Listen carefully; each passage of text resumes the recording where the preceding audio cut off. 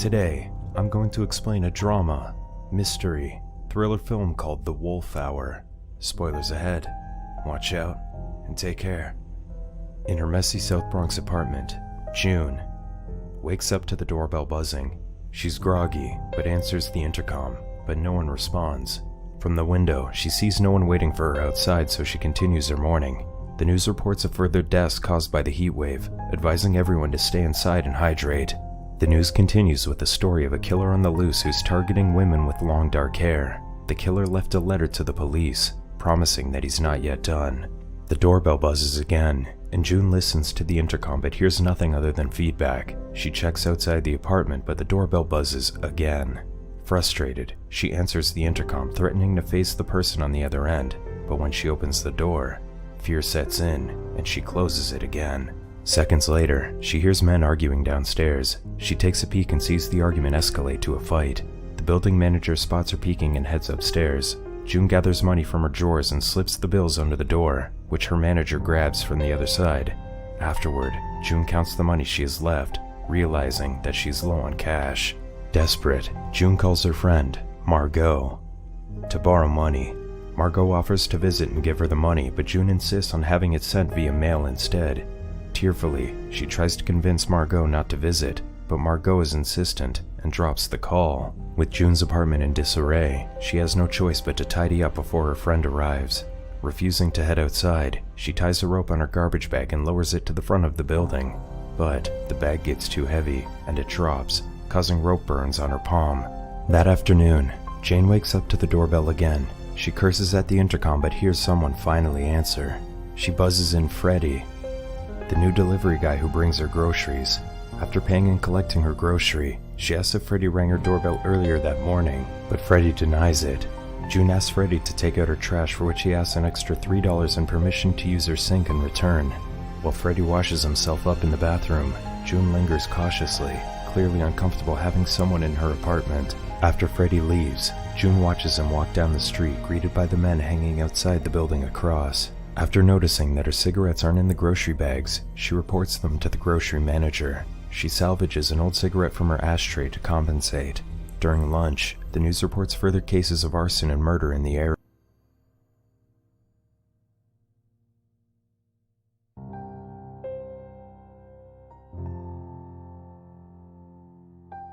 While reading the newspaper, she lingers on an ad for discreet dates, but pulls herself from the idea. The doorbell rings again, and June answers it, thinking it's Freddie, but no one answers the intercom again. Just as she turns away, the doorbell buzzes again. Angered, June threatens whoever's on the other end and calls 911, but when the operator asks what her emergency is, June hesitates. That evening, the news on TV reports another victim of the serial killings happening in the city.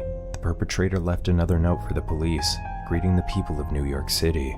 The next day, Margot arrives at June's apartment, but June refuses to let her in. Worried for her friend, Margot assures her that she won't judge June, finally convincing June to let her in.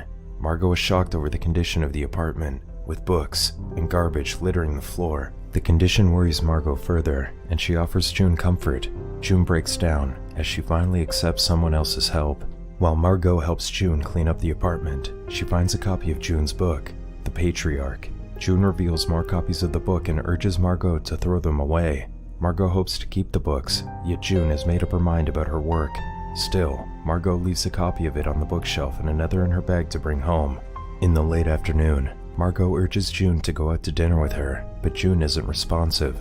Alone, June takes a step outside her apartment for the first time and attempts to climb down the stairs. Her legs are stiff, and her breath is heavy as she shakes in fear. June wakes up in bed, drenched in sweat from a nightmare. June heads out of her bedroom and overhears Margot talking to someone on the phone about her. Hearing Margot tell someone she's sick makes June shaky and tearful, but when she catches her reflection in the mirror, she realizes how frail she looks. Later that evening, June and Margot share drinks and laughter. June admits that she stayed in the apartment believing that she's safe there. Margot laughs at this, knowing that the area is ridden with crime. The apartment belonged to June's grandmother, who made it a haven for June during her childhood. Margot is concerned that June is still clinging to her ways, which June challenges what else she can do. The two get into a heated argument about their past careers, where June was a successful author and Margot struggled to get out of her shadow. Their argument is interrupted when the doorbell buzzes again, this time more insistently. June begs Margot not to answer it, so instead, she checks the front of the building, but no one is there. The buzzing finally stops, letting the women relax. Knowing the dangers of living alone, Margot gives June a gun. June is skeptical over it but accepts. That evening, June puts the gun under the floorboards next to her bed. The following day, June finds Margot sifting through her manuscript. The manuscript astonishes Margot, who urges June to finish it and get it published. Instead, June lights the manuscript on fire and tells Margot to leave, accusing her of enjoying June's misery. June removes her book from Margot's bag before shoving it back to her friend. Bewildered, Margot leaves. Her encounter with Margot has June longing for the past. She watches a recording of her interview during the height of her career 4 years ago. Her book, The Patriarch, earned notoriety after people speculated of the main character drawing similarities to June's father. This led to a criminal investigation of her father and his company, which resulted in June being shunned by her family. The interviewer casually mentioned her father's passing, which June hadn't heard about until then. June's reaction to this is televised to thousands of people. June pauses the video, focusing on the tears that were wetting her eyes on the screen. Later that day, June calls her publisher, Francesca, to ask for an advance. Francesca denies as June was given an advance 4 years ago, yet she hasn't turned in another book. June promises to get a manuscript done after a month to avoid paying a debt. June takes out her old typewriter from the closet and gets ready to start her manuscript. For hours, June struggles to begin writing until she finally runs out of cigarettes. Freddie delivers a new pack of cigarettes, promising that he didn't steal hers last time. From her window, June watches as men fight across the street. June asks why Freddie is close with those men, but Freddie denies befriending them. Instead, he's simply not scared of them. June notices Freddie's burn scar, which he got during a building fire that killed his mother. The building was set on fire by the owners, but it was never proven in court. Before he leaves, Freddie advises June to be careful, as she might become the target of the men's aggression. That evening, the doorbell buzzes again. June approaches it warily and turns on the speaker, hearing nothing but the street noises. To pass the time, June drinks and smokes alone while listening to the radio. Sick of the awful news, she turns to a music station and starts dancing to the beat. For a moment, she loses herself in the music until the song stops and the street noises fill her ears again. A few days later, a police officer named Blake visits June to address the police report she made a week ago. June invites him inside, where she shares how someone buzzes her doorbell constantly, even in the middle of the night. She believes that someone is trying to intimidate her. Blake suggests checking outside to see who it is, but she is scared of doing so. Since nobody has verbally threatened June, Blake can't report it as harassment. Instead, Blake offers an indecent arrangement, promising her protection in return. He leans in to kiss June, who's frozen in fear. Fortunately, his radio alerts him about a fire nearby. As Blake leaves, June curses angrily at him. June sits in front of her typewriter, and instead of working, she pours her rage on the paper. Her anger typing makes her rope burn sting, prompting her to change her bandages. While preparing herself to get back to work, she notices the recorder under her desk. She plays an old recording of herself speaking about society's self-destruction, which sparks an idea. June works on her new manuscript throughout the day, finally achieving the inspiration that's left her for far too long. The inspired author even ignores the mysterious buzzing on her door and works until late at night. Her luck, however, burns out when the recorder malfunctions and destroys the tape.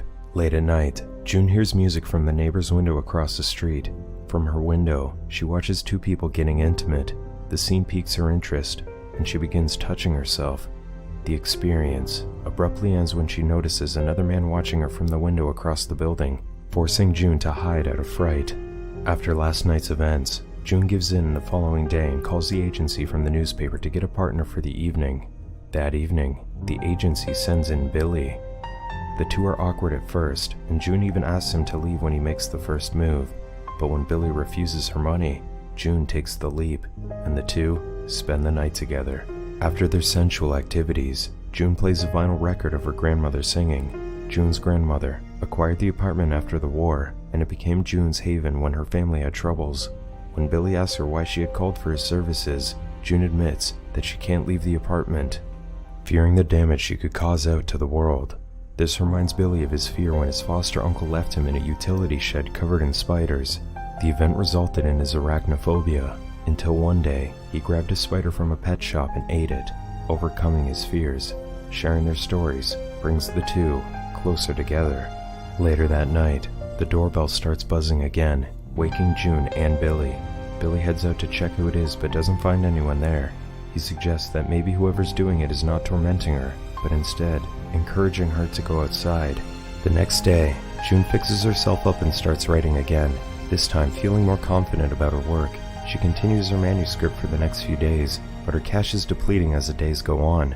Still, she buries herself in her work, hoping to get her life back together, until finally, she finishes the manuscript. She calls Francesca to report the good news, but her publisher refuses to speak with her. Desperate, she hires Freddie to deliver her manuscript. Seeing the desperation in her eyes, Freddie haggles to get as much money as he can from June. In the end, June gambles the rest of her money to get the only copy of her manuscript to Francesca. Overwhelmed with emotions, June calls Margot's voicemail and apologizes and tells her about the book. To her surprise, a little girl answers the phone to tell her that Margot isn't home. Later that day, June calls the grocery store to look for Freddie, but the manager claims they don't have an employee named Freddie there. That evening, when the doorbell buzzes, June immediately answers hoping that it's Freddie, but no one responds to her again. A storm brews outside her apartment. June looks outside gazing at the small glimpse of the city from her window. Thunder booms, and the power goes out on the entire city. Not long after, raised voices from panicked citizens are heard outside her house. As June lights candles around the apartment, more noises outside signify the rising chaos caused by the power outage. Even the phone lines are dead. The store across the street gets looted, and June can do nothing but witness it. The news on the radio reports more crime happening throughout the city, with the heat and power outages causing more people to panic.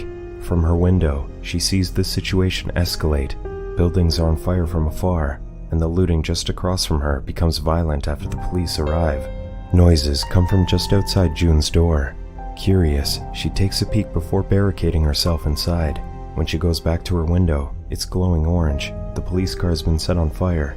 Gunshots echo from afar, and suddenly, June finds Freddie running from a police officer. Freddie is beaten down in front of June's building.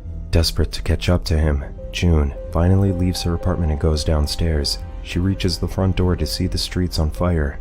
Carefully, she crosses the street and sees Freddie unconscious on the pavement, but when he gets up, the injured man is not Freddie. Another man steps out of the ruined store, eyeing her with malice, but leaves June alone. Amid the chaotic streets, June embraces the outside world for the first time in a long time. Through an alley filled with burning rubble, she sees the sunrise from afar. It symbolizes the hope of a new beginning over the desolated area. Months later, June is interviewed for her new book, Season in the Abyss. The interviewer asks her if the character in the book is based on herself, and she answers with a coy smile. Subscribe to watch more videos like this. Turn on notifications. And leave a like, it really helps the channel out. Thank you for watching.